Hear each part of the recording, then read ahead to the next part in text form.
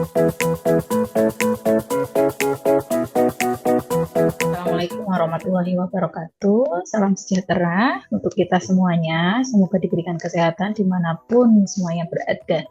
Nah, pada video kali ini saya akan menambahkan satu ahli kembali mengenai ahli yang mempelajari perilaku sebagai gambaran dari kepribadian.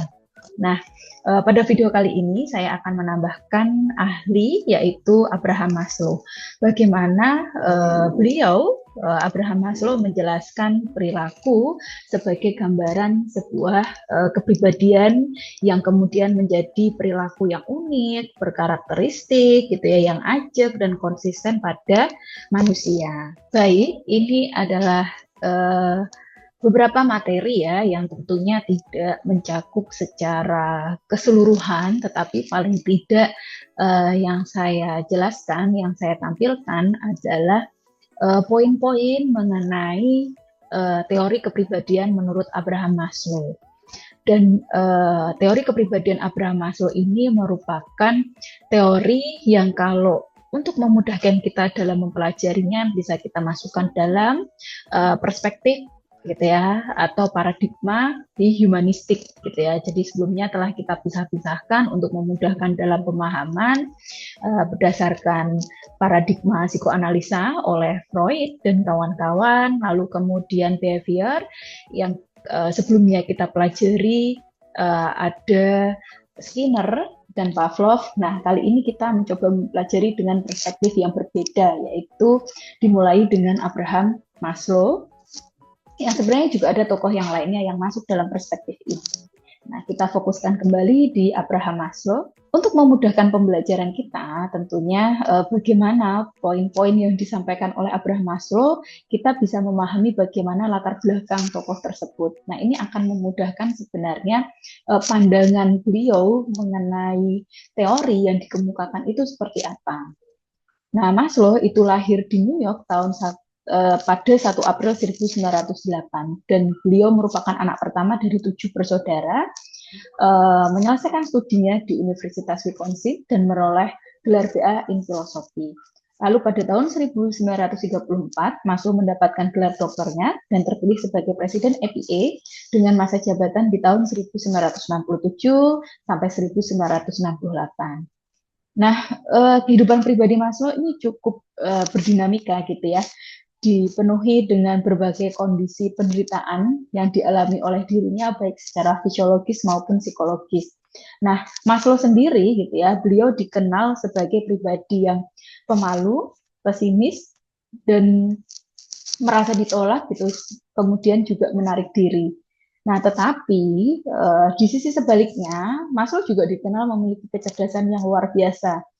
Nah, tetapi Maslow pada saat itu diceritakan dirinya merasa menjadi seorang yang biasa saja sampai setelah dirinya bertemu dengan istrinya yang kemudian menurut Maslow beliau semakin mengetahui potensi dirinya dan merasa semakin berkembang atas potensi. Nah, jadi digambarkan sebagai potensi yang melejit.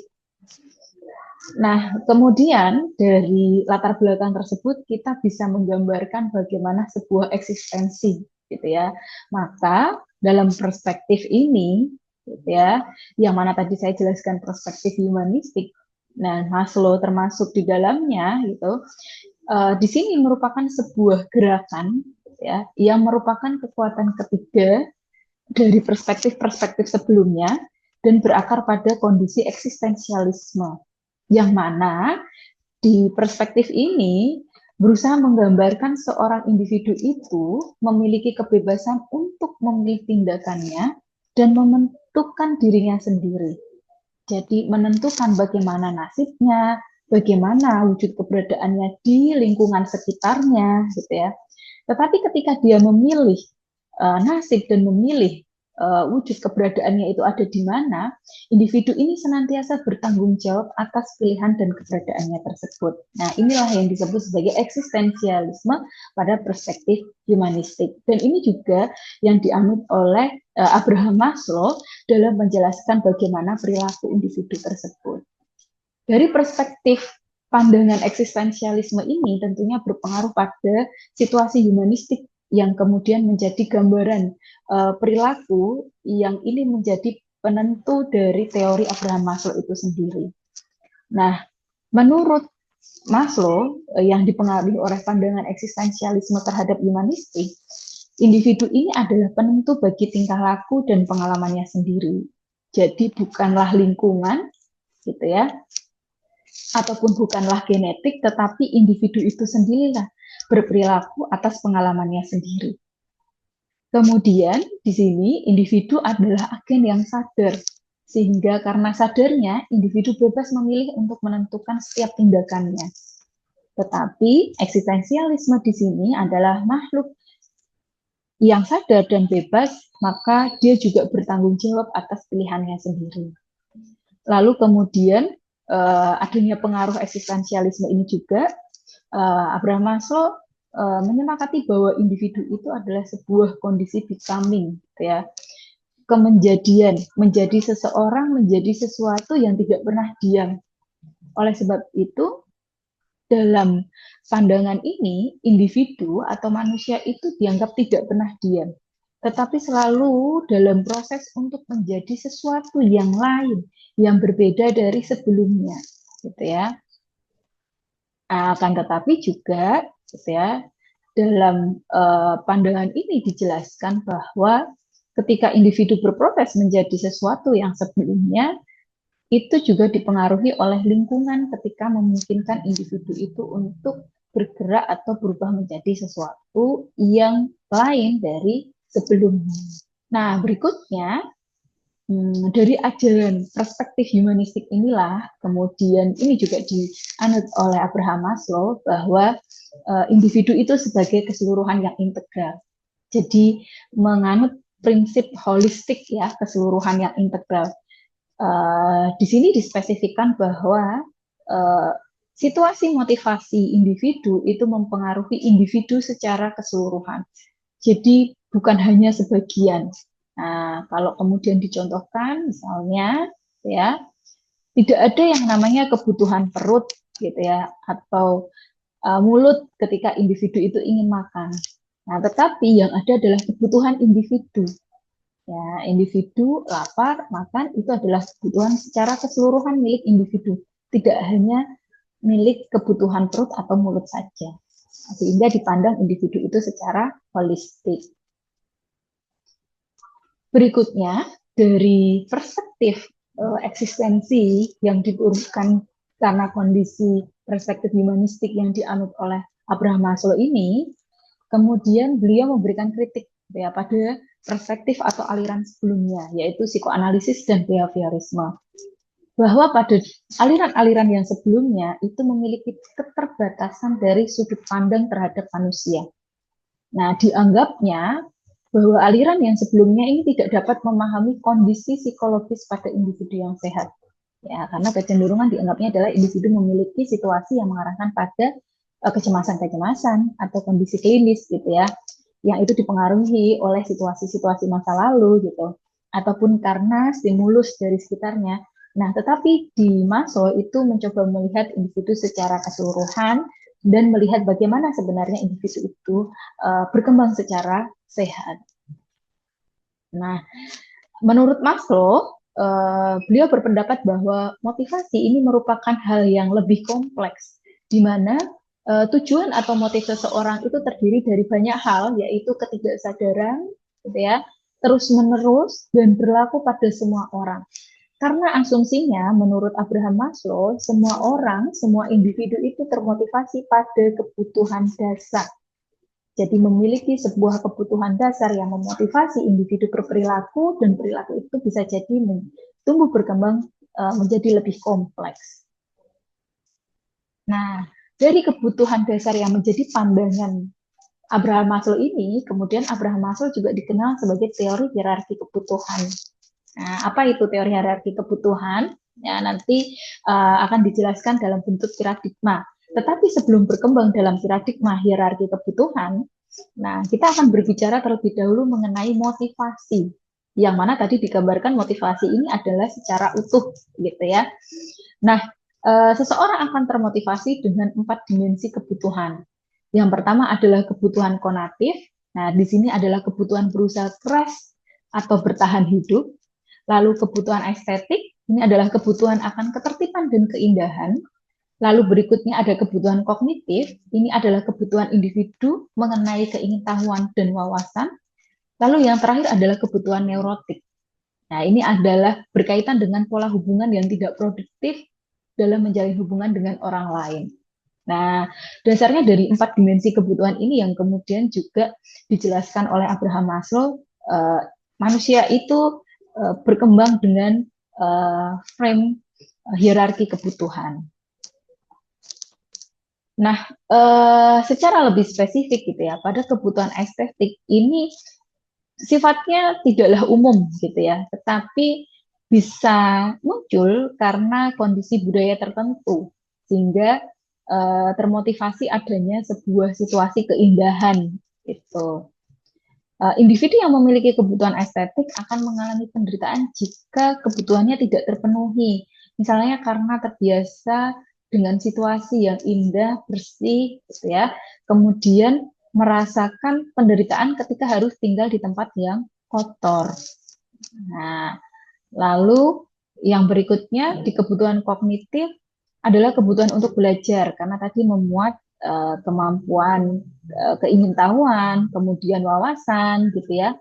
Nah, pada kebutuhan kognitif ini, individu juga menyelesaikan permasalahan untuk memahami hal-hal yang baru, memenuhi rasa penasarannya gitu ya. Dan ini digambarkan sebagai individu yang sehat ketika terpenuhi.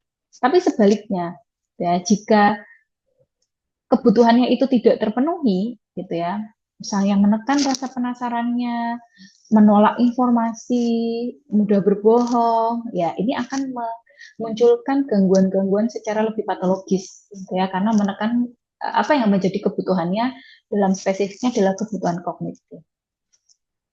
Lalu berikutnya di kebutuhan neurotis. Ya, tadi adalah situasi yang ketidakproduktifan, gitu ya, yang tidak sesuai itu apa yang ingin ditampilkan. Nah, pada kebutuhan ini digambarkan individu itu bertahan pada gaya hidup yang tidak sehat dan tidak memiliki nilai dalam aktualisasi. Contohnya, misalnya seseorang atau individu yang tidak memenuhi kebutuhan keamanan dapat mengembangkan keinginan yang kuat untuk menimbun uang dan ataupun properti lainnya gitu ya, karena merasakan tidak adanya keamanan sehingga lebih memilih menimbun. Nah, ini sebenarnya adalah situasi yang tidak produktif gitu ya, dan ini disebut juga oleh Abraham Maslow adalah dirinya sedang mengalami permasalahan. Atau contoh yang kedua, misalnya seorang individu tidak memenuhi kebutuhan cinta, ya, tidak memiliki hubungan dekat dengan individu lain. Nah, tapi justru saling menyakiti. Nah, ini karena dimunculkan tidak adanya keamanan pada dirinya, ketidaknyamanan, lalu bisa jadi tidak adanya rasa kasih sayang yang ada pada dirinya, sehingga menjadikan individu itu tidak produktif. Maka digambarkan sebagai contoh justru saling menyakiti satu sama lainnya. Nah, dari gambaran 4 dimensi ini lah kemudian dari kebutuhan yang konatif itu digambarkan dan dikenal sebagai hierarki kebutuhan Abraham Maslow. Nah, dimulai dari kebutuhan fisiologi atau physiological need, lalu kebutuhan akan keamanan atau kebutuhan akan safety need, gitu. Lalu kemudian yang ketiga adalah kebutuhan akan memiliki dan kasih sayang atau social need. Lalu yang keempat adalah kebutuhan akan penghargaan atau esteem need. Dan yang terakhir adalah kebutuhan akan aktualisasi diri atau self-actualization. Jadi dari hierarki ini bisa kita lihat bahwa dimulai dari kebutuhan yang ada di bawah. Dan kebutuhan yang dasar ini adalah kebutuhan yang ada di bawah, yaitu kebutuhan fisiologi atau physiological need. Dan mengapa digambarkan sebagai segitiga? Karena alas ini lebih luas gitu ya. Alas ini menjadi dasar yang mana secara keluasan maka dia menjadi lebih luas gitu. Nah, ini menggambarkan sebenarnya kebutuhan yang paling dasar pada physiological need itu kebutuhan yang sangat lebih luas gitu ya dibandingkan pada kebutuhan yang di atasnya lebih mengkerucut dan sampai pada kebutuhan yang paling atas, maka mengkerucut dan lebih kecil gitu. Jika digambarkan, mungkin secara keluasan kuantitatifnya lebih kecil gitu pada kebutuhan yang paling atas yaitu self actualization. Tetapi kalau kita lihat secara kualitatif, mungkin bisa jadi ini lebih berkualitas dibandingkan pada kebutuhan yang secara kuantitatif menjadi dasar itu lebih besar secara jumlahnya. Pada kebutuhan fisiologis, nah di sini terdiri dari kebutuhan-kebutuhan yang jelas terhadap situasi-situasi fisiologis, misalnya makan, minum, kebutuhan akan udara, gitu ya, untuk tidur, beristirahat, dan juga untuk pemuasan hasrat seksualnya. Nah, ini masuk pada kebutuhan fisiologis. Tetapi pemuasan kebutuhan ini ya penting untuk keberlangsungan hidup seorang individu. Karena tadi kebutuhan fisiologis ini juga akan cenderung meningkat kebutuhan di atasnya ketika secara fisiologis sudah terpenuhi. Nah, maka pada kebutuhan yang kedua, rasa aman, jika pada fisiologis yang dasar sudah terpenuhi, maka akan berlanjut pada kebutuhan yang ada di atasnya, yaitu akan rasa aman. Nah, di sini meliputi kebutuhan terhadap jaminan, stabilitas, perlindungan, ketertiban, bebas dari ketakutan, bebas dari kecemasan, tadi ya, individu merasakan keamanan, gitu ya, sehingga ketika ini terpenuhi, individu menjadi lebih produktif. Gitu. Menurut Abraham Maslow, pribadi yang sehat, maka dalam kebutuhan akan rasa aman ini tidak berlebih dan bisa jadi tidak selalu mendesak gitu. Misalnya mereka tidak menabung setiap uang yang dimiliki gitu. Tetapi bisa jadi dia akan memulai karir yang baru sebagai bentuk rasa amannya. Nah, tidak hanya serta-merta terkait dengan finansial gitu ya. Nah, sehingga pada rasa aman tidak tunduk pada kebutuhan tersebut, tetapi bisa menghadapi ketidakpastiannya karena situasi yang membuatnya tidak aman, misalnya memilih untuk memulai sebuah karir yang baru. Nah, ketika sudah terpenuhi, gitu ya, di kebutuhan rasa aman, berikutnya adalah kebutuhan rasa cinta dan memiliki, gitu ya. Maka muncullah, gitu ya, individu manusia itu memuaskan kebutuhan ini dengan bergabung dalam kelompok-kelompok tertentu, menggunakan atribut tertentu sebagai rasa memiliki serta membangun hubungan yang akrab untuk saling memberi dan menerima cinta. Oke, nah dalam kebutuhan ini Abraham Maslow menjelaskan dan percaya bahwa semakin hari semakin sulit gitu ya memenuhi kebutuhan ini karena adanya mobilitas dari manusia atau individu yang semakin tinggi gitu. Misalnya banyak orang yang berpindah-pindah tempat tinggal, berganti-ganti tetangga, kota, bahkan pasangan, sehingga pada kebutuhan cinta ini tidak bisa terpuaskan, tidak bisa terpenuhi. Sehingga menyebabkan munculnya kesepian, perasaan terisolasi.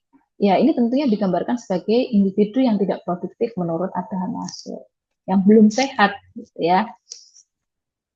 Kemudian yang keempat gitu ya, ketika rasa cinta dan kasih sayang sudah terpenuhi, gitu, maka akan muncul pada kebutuhan akan penghargaan. Sehingga ketika individu cukup berhasil mencintai, maka kemudian ia akan membutuhkan perasaan dihargai. Nah, ini yang disebut sebagai kebutuhan akan penghargaan. Bila individu kekurangan harga diri, maka individu tidak berdaya menghadapi kehidupan. Untuk memiliki perasaan berharga yang sejati, maka individu itu harus mengenali dirinya dengan baik, mampu menilai kelebihan dan kelemahannya sendiri. Ini digambarkan sebagai proses penghargaan. Jadi penghargaan apresiasi atas dirinya sendiri, gitu ya. Yang tentunya juga ini akan memunculkan penghargaan dari situasi yang ada di luarnya. Nah, oleh sebab itu, perasaan berharga ini tentunya dimulai dari individu mengenali dirinya sendiri, sehingga dia mampu akan menghargai dirinya sendiri. Dan ketika individu sudah berhasil menghargai dirinya sendiri, maka kemudian akan muncul kebutuhan yang terakhir adalah kebutuhan aktualisasi diri. Nah, aktualisasi diri menurut Abraham Maslow itu didefinisikan sebagai sebuah perkembangan yang paling tinggi dan penggunaan semua bakat, pemenuhan semua kualitas dan kapasitas yang dimiliki oleh individu, oleh diri kita. Nah, tentunya kita harus menjadi menurut apa yang ada di potensi kita. Jadi kalau memang belum mengenali diri, ya sebenarnya masih berhenti pada proses bagaimana dia menghargai dirinya sendiri, masih berhenti bagaimana mencari potensi diri. Dan ketika berhasil, maka kemudian melakukan perkembangan yang lebih tinggi atau aktualisasi. Nah, meskipun kebutuhan-kebutuhan yang lebih rendah terpuaskan tanpa dilengkapi dengan pemenuhan, nah, kebutuhan akan aktualisasi ini tidak akan berada dalam kondisi yang damai dengan diri kita, sehingga tidak dapat dikatakan sehat secara psikologis ketika memang belum terpenuhi. Nah, itu adalah kebutuhan yang terakhir pada hierarki kebutuhan. Nah, tadi juga mengapa pada hierarki yang lebih dasar gitu ya, yang menjadi dasar itu dia digambarkan sebagai sebuah alas yang besar karena pada kebutuhan yang pertama itu bisa jadi sangat banyak secara kuantitas. Nah, sehingga individu akan cenderung bisa berhenti di dasar gitu, tidak akan mencoba naik pada kebutuhan di atasnya karena merasa memang belum cukup kebutuhannya, maka ini akan menjadi berbeda antara individu satu dengan yang lainnya. Nah, dari hierarki kebutuhan ini, maka menjadikan variasi kebutuhan individu itu dipandang tersusun dalam bentuk hierarki yang berjenjang.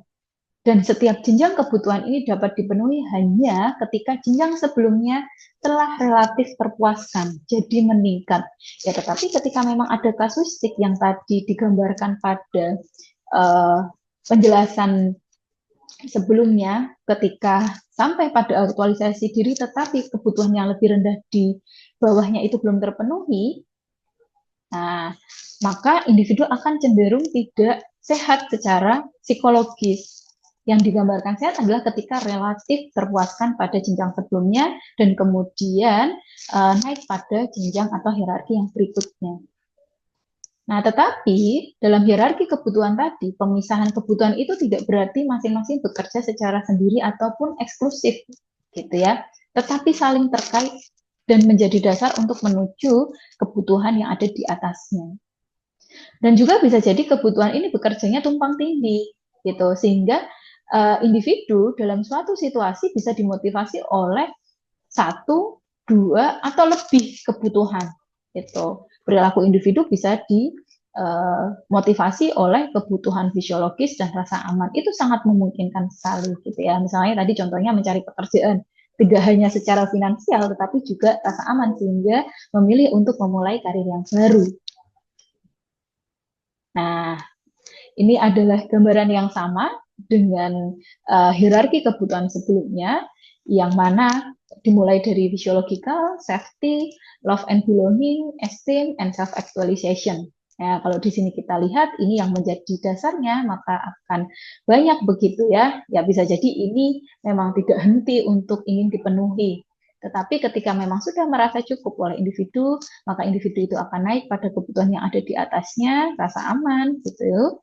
Lalu kemudian naik lagi di atasnya adalah love and belonging, punya sahabat, punya keluarga. Ini akan cenderung sedikit, tapi kualitasnya menjadi lebih banyak gitu ya ketika kita gambarkan dalam bentuk kualitas. Lalu kemudian esteem, penghargaan atas dirinya sendiri. Lalu yang terakhir, memanfaatkan semua potensi yang dimilikinya untuk mewujudkan self-actualization. Dari pandangan Abraham Maslow ini mengenai bagaimana perilaku individu yang didasari oleh pemenuhan kebutuhan dan individu itu bebas kebutuhan mana yang akan menjadikan dasar perilakunya, gitu ya. Dan ketika perilaku ini menetap, maka itu digambarkan sebagai personality atau kepribadian. Terdapat beberapa kritik gitu terhadap teori Abraham Maslow, tetapi selain sebagai kritik atau kekurangan, tentunya juga terdapat kelebihan dari teori Abraham Maslow. Nah, dimulai dari kekurangan, maka pada teori Abraham Maslow ini sekilas tampaknya sederhana gitu ya, sebuah hierarki kebutuhan, tetapi sebenarnya cukup kompleks gitu. Tadi bisa jadi terjadi tumpang tindih gitu. Bisa jadi relatif tidak berjenjang, lalu akan menyebabkan pada kondisi kesehatan psikologis pada individu tersebut. Nah, itu yang ternyata sebagai sebuah situasi yang kompleks. Nah, Lalu berikutnya, sebuah kekurangan dari teori ini adalah Abraham Maslow cukup gagal mendefinisikan secara operasional tentang aktualisasi.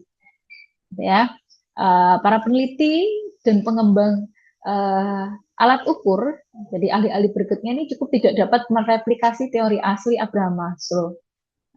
Ya, kemudian juga menjadi kekurangan akan mudah dipalsukan, gitu ya. Nah, lalu pada situasi yang sebaliknya sebagai kelebihan, di teori Abraham Maslow ini cukup fleksibel untuk mengorganisasikan perilaku manusia tadi. Secara bebas manusia menentukan gitu ya apa yang menjadi perilakunya. Nah, kita bisa mengorganisasikan apa yang mendasari apakah kebutuhan fisiologis, rasa aman, rasa cinta dan kasih sayang, penghargaan atau justru diaktualisasi.